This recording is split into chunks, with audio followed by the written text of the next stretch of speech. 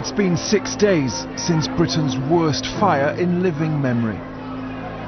They were warned several times, countless times. They were warned probably until the day before the fire. Panorama has been with the people of Grenfell Tower. We've got a 12-year-old missing. As they deal with the worst possible news. He died, yes? He didn't leave the house. As heroes are made. As they ask, where's the help? What sort of official support have you had? Absolutely nothing. And demand to know, how could this happen?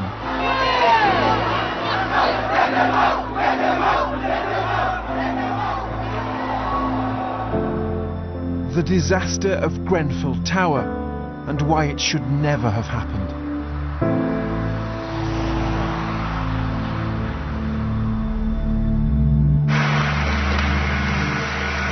Grenfell Tower on fire, fire brigade, everything. Fire spreading up. Look. Whoa, look. It's 1 in the morning and the fire has started in a fridge in a flat on the 4th floor. Mahad and Jamie are next door. We heard a loud bang on the front door.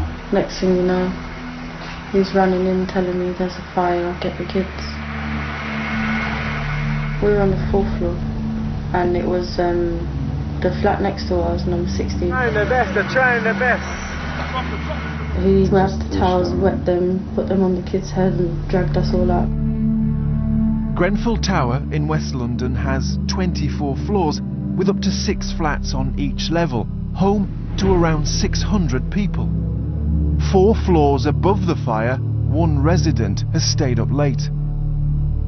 I was playing PlayStation, I was in front of the TV, and I kept on smelling like kind of plastic, and I'm melting, and I'm thinking, what's the smell? I saw the lights outside my window, the flashing light. I saw smoke and sparks and flames up on the 6th to the 7th floor. That's when I realized there's a fire. The fire quickly swept around the whole building. I've got a friend of mine who lives with me. Around 1 o'clock, alarm went off. He ran into my room as well, and he said, Luca, something is going on. At about 1:30, there's little sign of panic. On the 8th floor, Khalid is the only person awake. I opened the door to look into the corridor to see if other people were there as well. And that's when I realized that my whole floor was just quiet. No one had woken up. Everyone was asleep.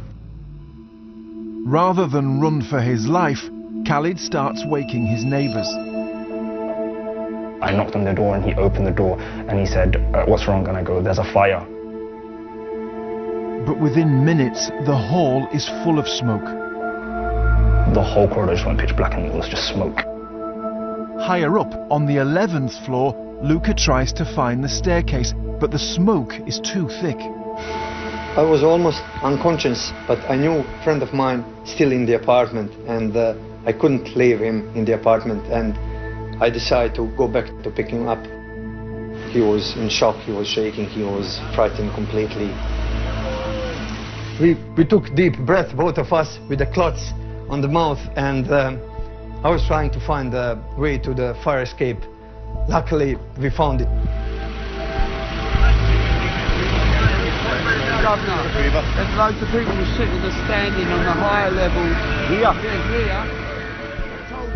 Somebody was banging on the door from inside, from the hallway side.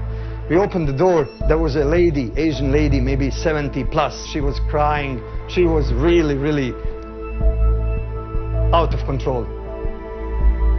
We managed to get down, I don't know, 2 floors. I was trying to carry her, and then I asked her, can you walk? Like, we will help you. We're not gonna leave you. And she said, okay, just don't leave me. Oh no! Oh my God! When I was out of the building, seeing people come from other areas and scream, my granddad's in there, my dad's in there, my brother's in there, my sister's in there, my friend's in there, that made it 100 times worse. A ferocious fire is now ripping through people's homes. Oh my God. Oh, yo, yo, yo, yo! It literally looked like it was fizzing. I think no more than half an hour after the flames were popping out of the window, the whole building was immersed.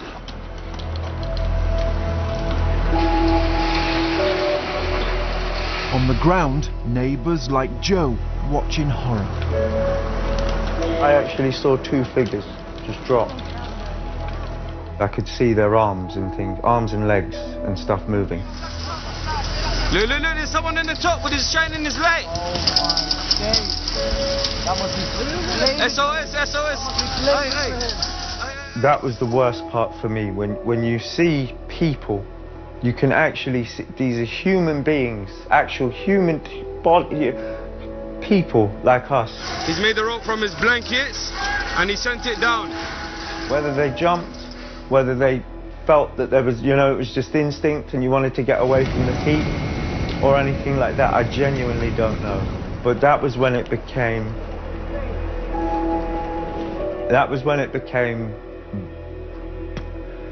burned on my memory.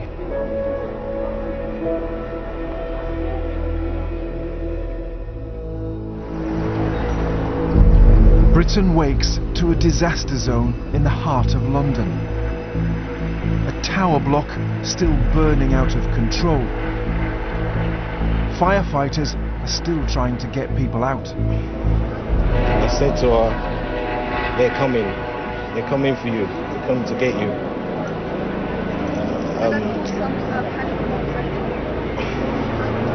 I don't know if they did. It's already clear, many are dead. And scores of people are unaccounted for.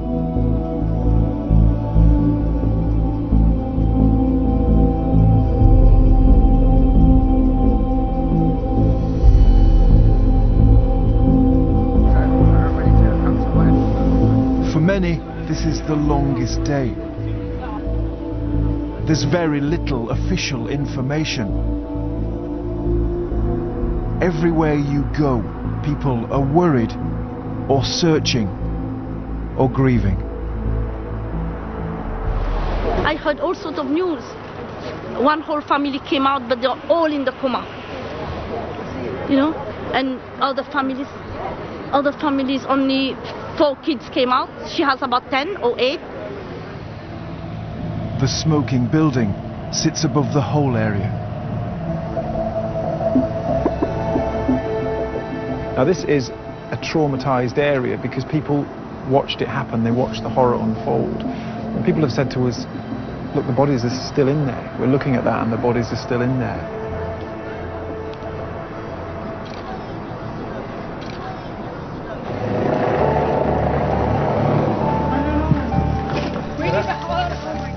Alongside the searching and the horror, something extraordinary happens. Okay, can you bring this man forward? People go onto the streets and start giving their time and their possessions to those in need.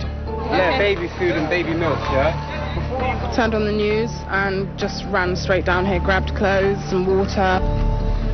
We're trying to help with trauma. We have Vickers, the trauma team here, and we've asked the local public to donate and bring, which you can see. There's been a great response. This is amazing. It seems completely spontaneous. All these people have come here just to help, to give what they can, to do what they can, to volunteer. I spent 13.5 years in the fire service in the London Fire Brigade. This is humanity. This is what life should be about. Someone's in trouble, we'll come and help. You might expect an emergency plan, even the army, but there only seems to be volunteers offering help on the streets. So many people have come around the community. Yeah. She's giving me a hand in. You know, we're all together, and it's a community. how we're going to get over it, it's a different problem.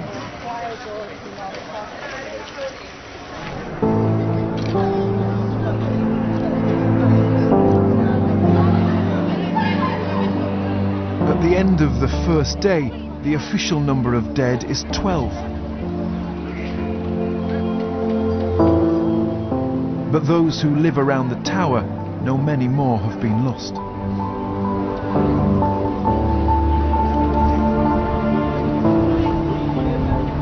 There's people still missing, but be honest in the heart, you know there's the survivors from up on the top floor. There's no one there, is there? There's no one. We know they're all dead.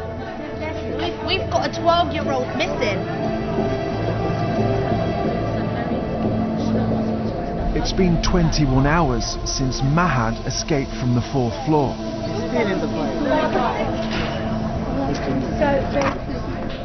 Some of Mahad's friends thought he was dead. They've just found out he and his partner are alive. You need anything? Huh? You need anything? But many can't find who they're looking for. Maria knows her brother was near the top of the tower block at 1 a.m. just as the fire started. My brother, he lives on the 20th floor. He is disabled and he cannot walk. My mom called him 1 o'clock in the morning and he told her there is fire. She told him come down. He told her no, I called the police and the police said to me, don't leave your flat. And they asked me to put towel on the door. He was talking, but he said he couldn't breathe from the smoke. What do you think has happened to your brother? Gone. That's all I think is gone. While we're filming, a friend arrives with news. When did you spoke to him? 2:30. 3:30. And what he said? He died, yes? I don't know, we don't know, but he didn't leave the house. He didn't leave the house. And there was... The friend spoke to Maria's brother much later in the night, and he was still trapped on the 20th floor. So he couldn't make it? I don't No.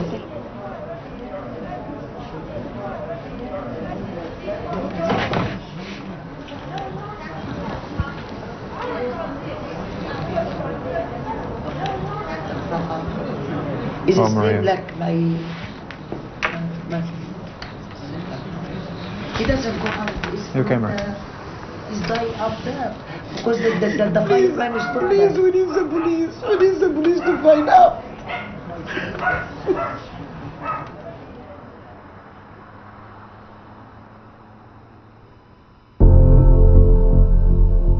So many people dead or missing.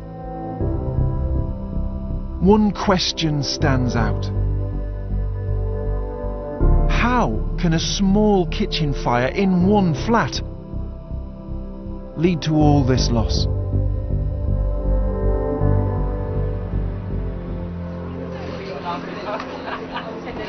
On the streets, you hear the same points being raised. People here have 4 main concerns. That residents were told to stay in their flats, that there was no central fire alarm or sprinkler system, and that the cladding on the outside of the building, it seemed to spread the fire. It's important to understand the way these concrete blocks were designed. Fires are supposed to be contained in individual flats, so you don't necessarily need sprinklers or central alarms, because the building's fireproof structure should give firefighters enough time.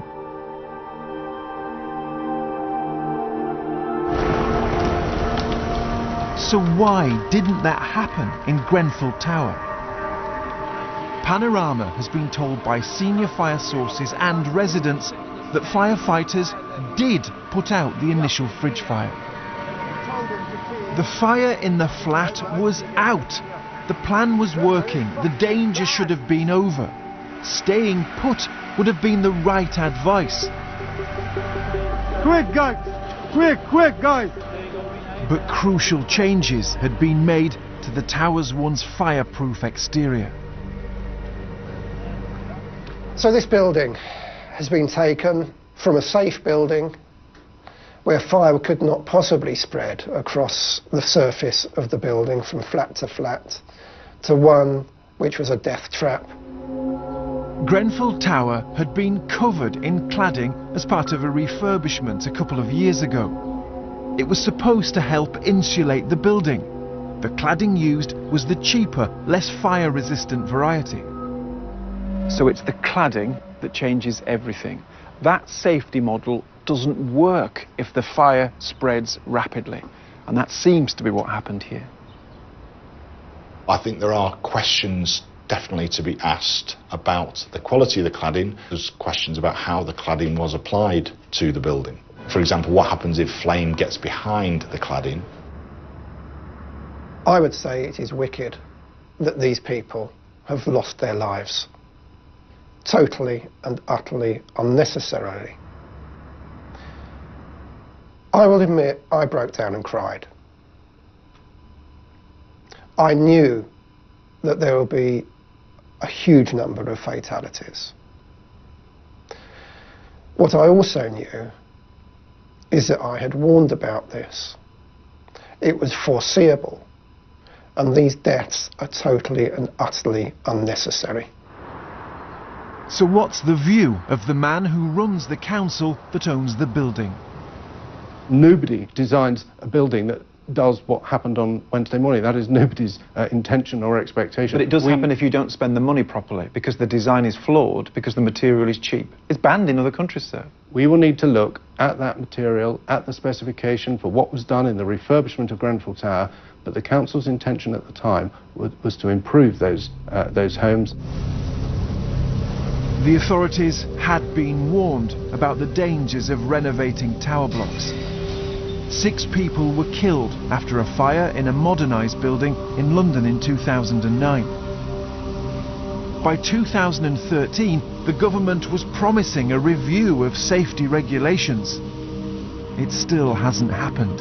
The Parliamentary Fire Safety Group has written to the government about a dozen times, warning lives are in danger. Panorama has obtained those letters. The MPs say, can we really afford to wait for another tragedy? They complain life safety implications are not considered to be urgent. And just 2 months ago, they were still warning the government, it is now time to listen.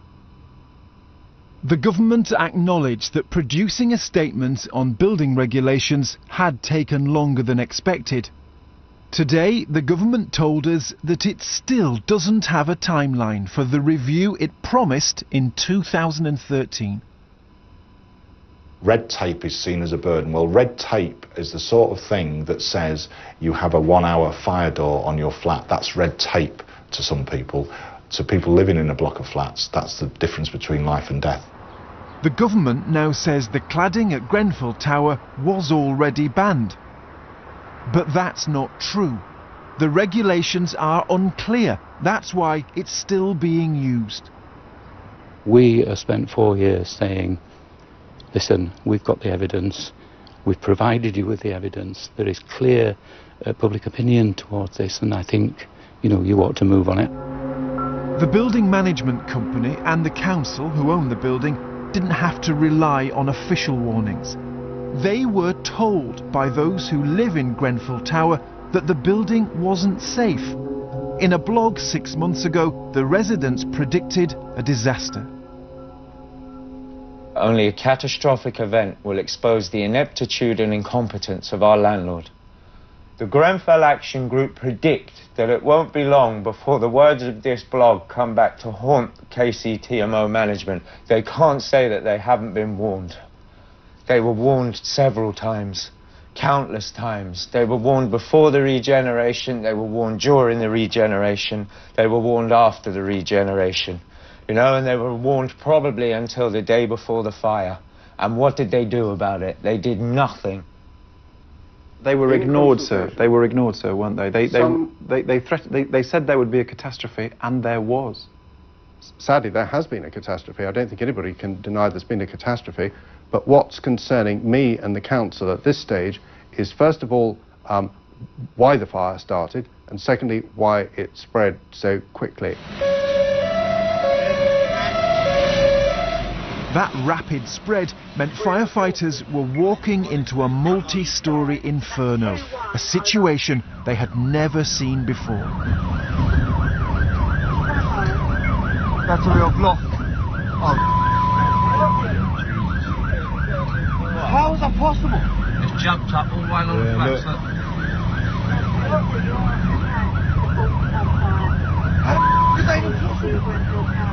How was that happening?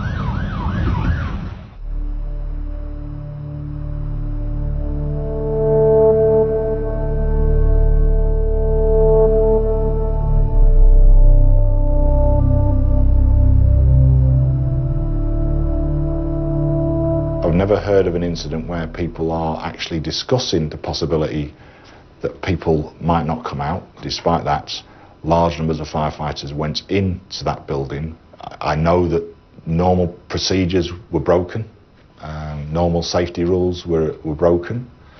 Because they risked their lives? Yeah, they risked their lives to try and save other people's lives. Sorry. So where does this disaster leave the thousands across the country who live in renovated flats? If there's a fire, should they stay or run? The government has announced a review of all high-rise buildings, particularly those with cladding. I hope it's a turning point. It cannot be ignored. There are 4,000 tower blocks that were identified back in 2009. Those people have the right to live in safety.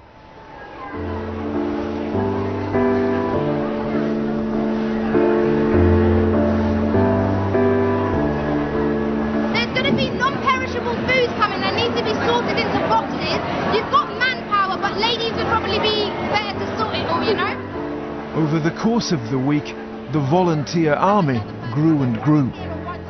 By Friday, so much had been donated, the community was struggling to keep up. To the council, I would like to say, please could you free up some storage for us, because everywhere is saying we're full, and yet more people are bringing, so what do we do? I've been here since the beginning, and one of the amazing things about what's happened here is the way the community has pulled together and sort of spontaneously looked after itself. It's incredibly impressive. What I also have to say is I have seen very little official help. Now, it may be here, but I haven't seen it. And neither have many of the local residents. They go after anybody, that's why we need them. Hey, listen, we're going to talk here one at a time here. What's making us angry is that where do you see any real officials doing anything? If this was 2 weeks ago when the election wasn't happening, every councillor would have been down here vying for votes. This is the poor city, and you got the rich city. We pay our taxes, I work. If you're paying your taxes and you are a resident in this community, why aren't you not counted as one? They know this is the richest borough of London. They're trying to get poor people out. You telling me if this building was rich people living there, they wouldn't have been put off like within half an hour. If it was, it's just poor people dying, that's what it is. Many here do think if they were wealthy, there'd be more support. And with nobody apparently taking responsibility, the Prime Minister has become a target.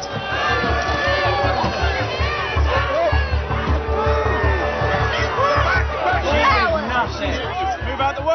Shame on you! This is all publicity stunt to show that she has some type of heart and soul. And she really doesn't. It's cold. We need to hear you talk. This is awful. But the council is the main focus of anger. A crowd gathers at Kensington Town Hall. People are very angry here, and truthfully, this has been coming. For the first couple of days, people were just smashed by what had happened, but now, people are demanding answers.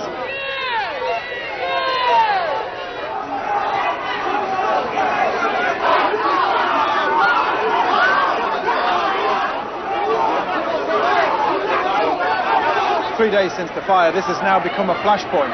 This door here, the door to the council, has become the focus of all the anger a community feels. They've got lots of questions. They're very angry at the people inside here.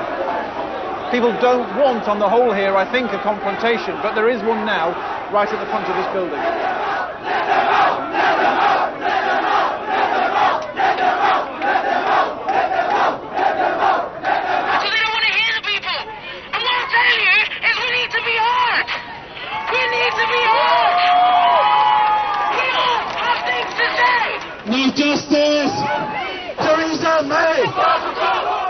crowd marches back to Grenfell Tower.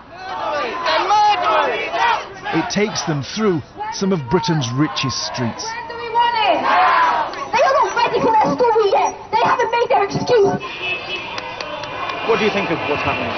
This protest is fantastic. I mean, because what happened is an absolute outrage and terribly sad for this community.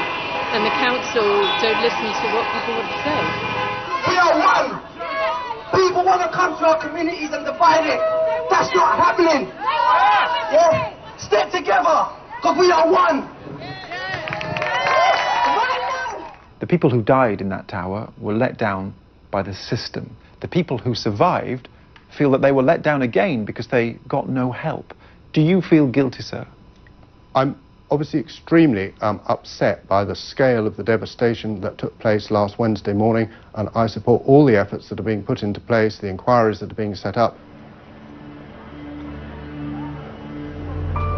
The latest prediction is that 79 people lost their lives in the Grenfell Tower fire. Mahad has given up completely on support from the authorities. I have not seen head of the Kensington and Chelsea housing come out to the victims and say, we're working on this. The people who are responsible for the safety of Kensington and Chelsea community are not doing enough. Joe has been moved back into his apartment block next to the tower.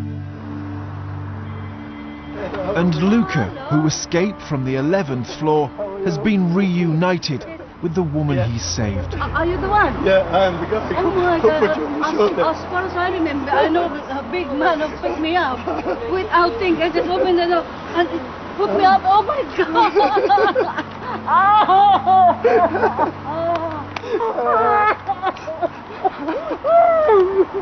Are you okay? Today, the country paused to remember those who died in the tower. What started as a kitchen fire brought Britain to a halt. A disaster that showed how the state failed to protect people and then failed to look after those who survived. Grenfell Tower stands as a monument to a system that simply didn't work.